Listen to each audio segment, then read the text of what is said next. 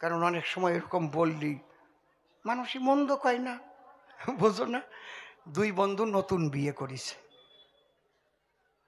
পার্কে গেছে, মানে কার বউ কেমন একটু বলা বলি হচ্ছে, এই তোর বউ কেমন? আমার বউ অসম্ভব ভালো, দারুণ বউ, ফাইন বউ। আমি বাড়ি গেলে আগেই দেয় আমার বোতাম খুলিয়ে, ঠান্ডার সময় গরম জল নিয়ে এসে পায়ে দেয় ডালিয়ে, ভাত মাখাইয়ে মুখে দেয় তুলে। আমি থাকতে পারি না আমার গিন্নিকে ভুলে, সন্ধ্যার সময় আমাকে পূজা দেয় ফুলে, থাকতে পারি না আমার প্রেয়সীকে ভুলে। হ্যাঁ বাবা, কায়দা আছে। কয় তোর বউ? কয় তোর উল্টো। বোতাম খুলে একদিন দিতি কইছি, 4-5টা বোতাম ছিঁড়ে ফেলাইছে। বোতাম খুলে দিতি কইছে, টানিয়ে টানিয়ে ছিঁড়ে ফেলালো একদম। একদিন বললাম এইরকম ঠান্ডা লাগতেছে, একটু গরম জল হলে ভালো হতো। শাড়িতে গরম জল করে ডালিয়ে দিয়েছে, এই দেখ পাও পুড়িয়ে ঠোসা পড়িয়ে গেছে। শোন, বউর সাথে একটু আলাপ ব্যবহারও সেরকম করতে হয়। আমার বউয়ের নাম সুচিত্রা, আমি কখনো পূর্ণ নামে ডাকি না তারে, অর্ধ নাম ধরে ডাকি বারে বারে। সুচি, শুনছ? ওগো সুচি, কোথায় গেলে সুচি? বউ কি আনন্দ পায়, আমি অসুচি অবস্থায় তাও আমারে সুচি কয়।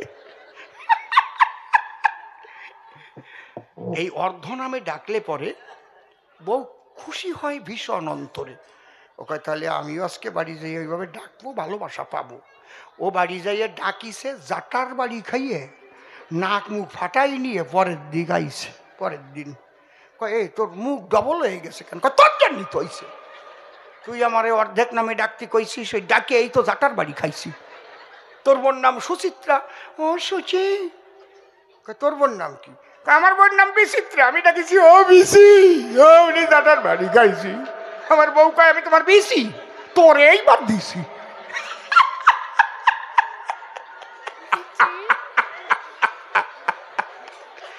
কিরম গল্প কইছি, ভালো গল্প না?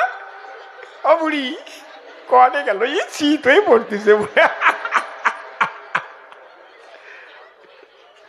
শোনেন, আমি গল্প ভুলিয়ে যাই নাই, কিন্তু একটু বুড়ো হয়ে গেছি তো মনে মনে ভাবি তাই মানুষ যদি আবার মন্দ কয়, এই বেটা এখন এত বয়স হয়েছে তা ওই সব কয়, মন্দ কবা না নে তো, কব তো নাকি?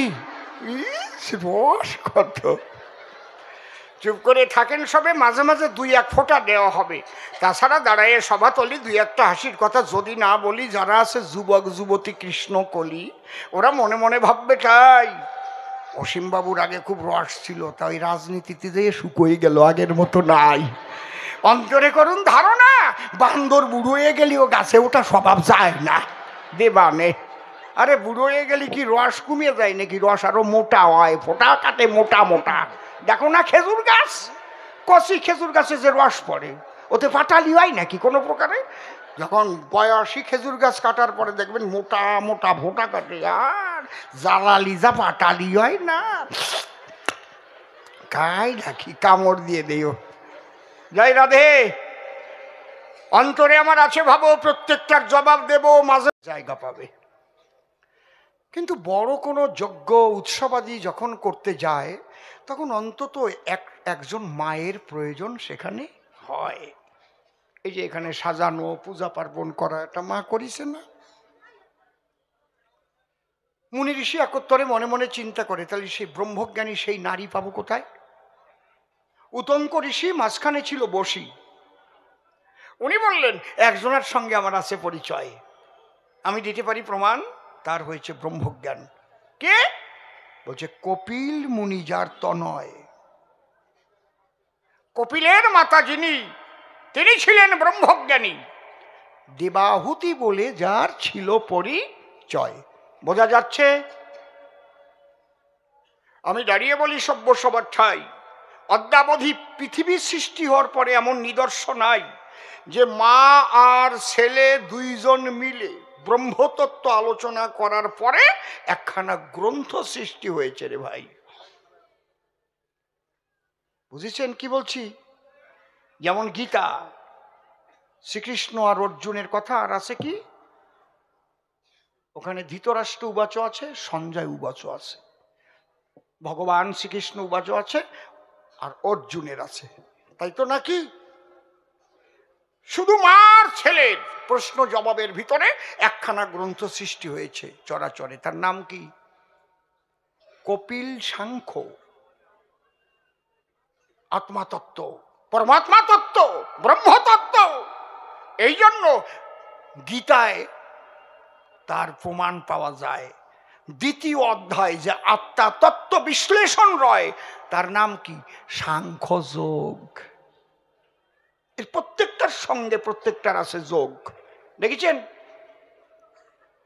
মুনি ঋষি একত্তরে চলে গেল দেবাহুতির দ্বারে, গিয়ে করজোড়ে করে নিবেদন, ওমা তোমার কাছে নিবেদন করি, আমরা ঋষির একটা ব্রহ্মযজ্ঞের আয়োজন করি, তুমি সেখানে যজ্ঞটা পরিষ্কার পরিচ্ছন্ন করার দায়িত্বভার করিবে গ্রহণ।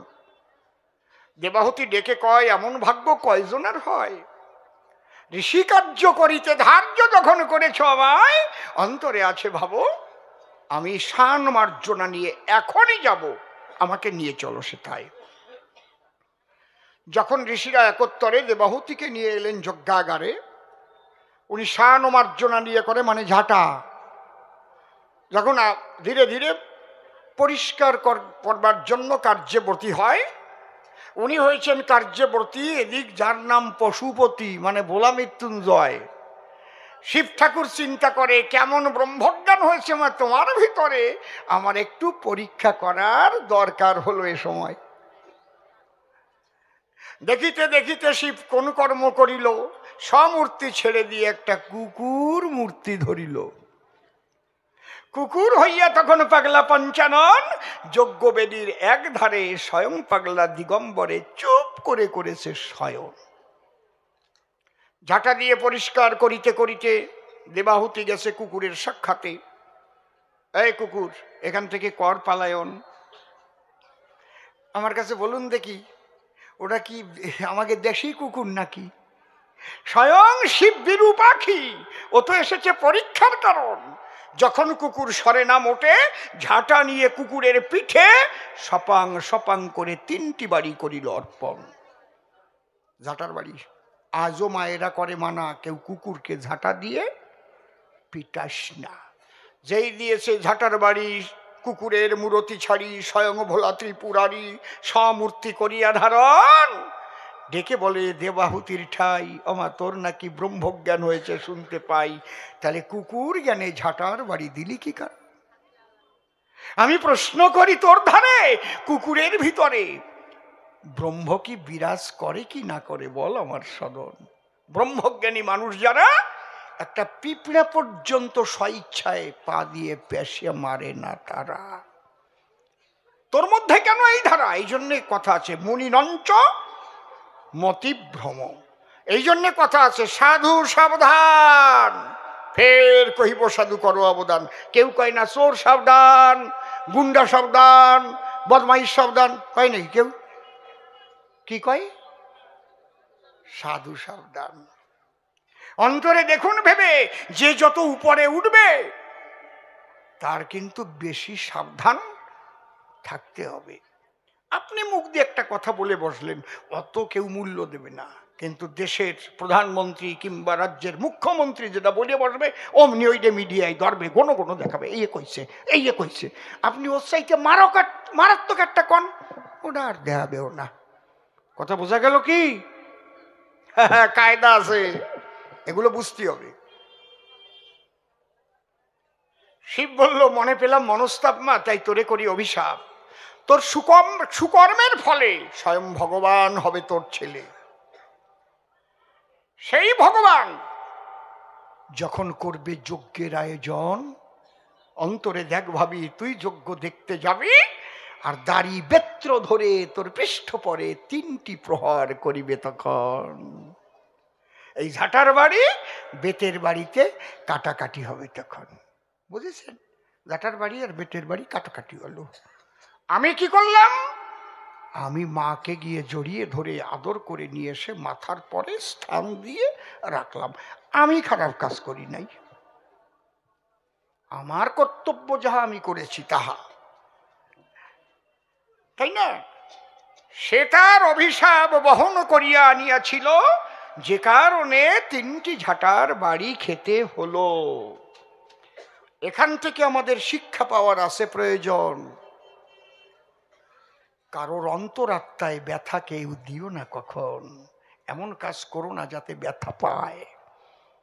সে যদি মুখ দিয়ে বলিয়ে বসে কোনো সময়, দেখবে তোমার সোনার সংসার ধ্বংসও হয়ে যেতে পারে। সাবধান থেকো সর্বদাই। তাহলে যে প্রশ্ন করেছিল দান, সেটারও দিলাম সমাধান।